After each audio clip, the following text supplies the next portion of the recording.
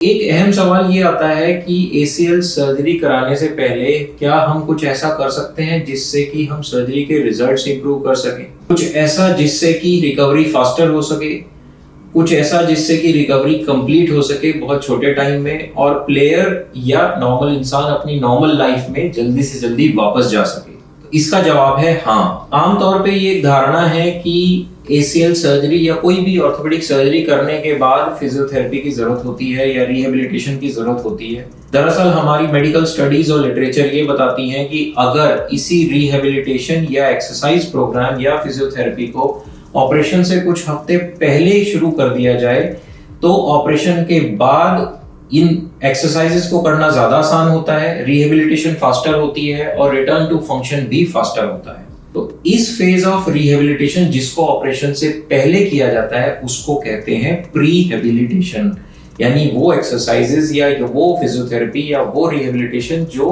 Operation से पहले करते हैं।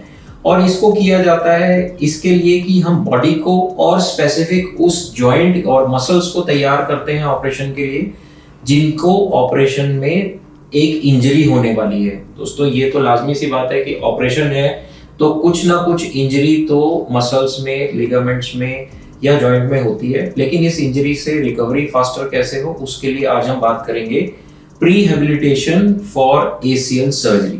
दोस्तों अगर मैं मेडिकल लिटरेचर की बात करूं तो ऑप्टिमम टाइम कि कितनी देर तक ये प्रीहेबिलिटेशन करनी चाहिए वो दरअसल रिकमेंडेड है 4 to 6 वीक्स। अगर हम एसीएल की सर्जरी कराना चाहते हैं, आज हमें चोट लगी तो तुरंत ऑपरेशन करना एडवाइजेबल नहीं है।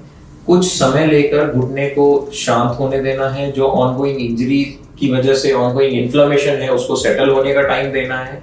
And in the mean time we have to do the prehabilitation as a run up to the surgery ताकि हम सर्जरी के रिजल्ट्स इंप्रूव कर सकें। दोस्तों 4 मेन एम या गोल्स जो प्रीहेबिलिटेशन के होते हैं एसीएल सर्जरी से पहले वो है, पहला टू प्रिवेंट मसल वेस्टिंग, यानी कि इनएक्टिविटी। दरअसल चोट लगने से पहले अगर आप एक एक्टिव फुटबॉल प्लेयर हैं या आप जिम करते हैं या कुछ और एक्सरसाइज की फॉर्म करते हैं तो इंजरी होने के बाद वो सारी एक्सरसाइजेस दरअसल हमारी छूट जाती हैं जिससे कि मसल वेस्टिंग बहुत सिग्निफिकेंटली होती है। नॉर्मल नी फंक्शंस भी नहीं हो पाते हैं चोट की वजह से जिससे कि मसल वेस्टिंग होती है। तो हमारा पहला गोल है इस मसल वेस्टिंग को ना होने देना। Second goal is to achieve full range of motion. दोस्तों चोट लगने की वजह से, सूजन और दर्द की वजह से घुटने की मूवमेंट कम हो जाती है, लोग उसको कम चलाते हैं जिससे कि कुछ टाइम के बाद घुटना स्टिफ हो जाता है और रेंज ऑफ मोशन कम हो जाती है। Third aim is to prevent stiffness.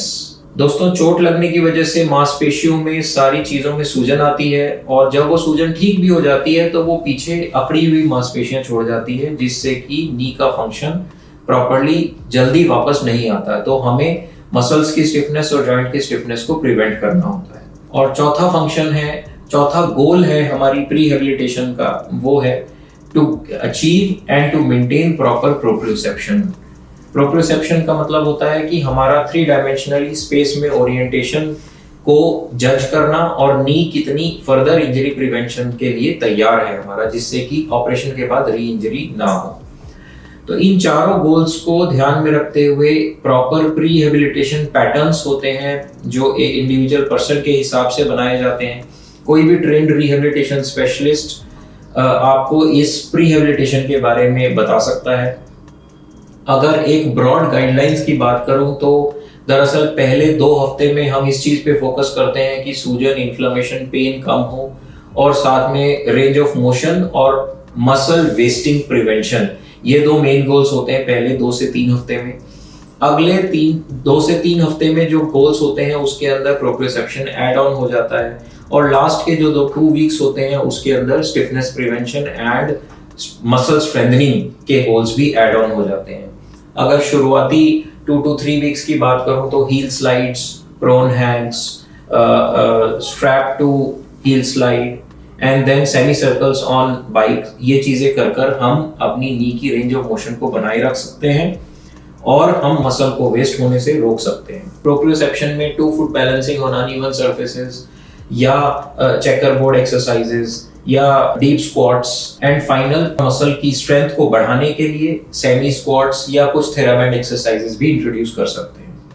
दोस्तों, अगर आप या आपका कोई जानने वाला ACL इंजरी से ग्रस्त है और वो सर्जरी के बारे में सोच रहा है और वो प्रीहेबिलिटेशन को एक्सप्लोर करने के लिए और उसके बारे में ज़्यादा जानने में इंटरेस्टेड है, तो आप अपने पेपर्स, अपने MRIs या अपने डॉक्यूमेंट्स हमें भेजकर हमसे ओपिनियन ले सकते हैं। हम कोशिश करेंगे कि आपको एक फ्री और प्रॉपर ओपिनियन दें।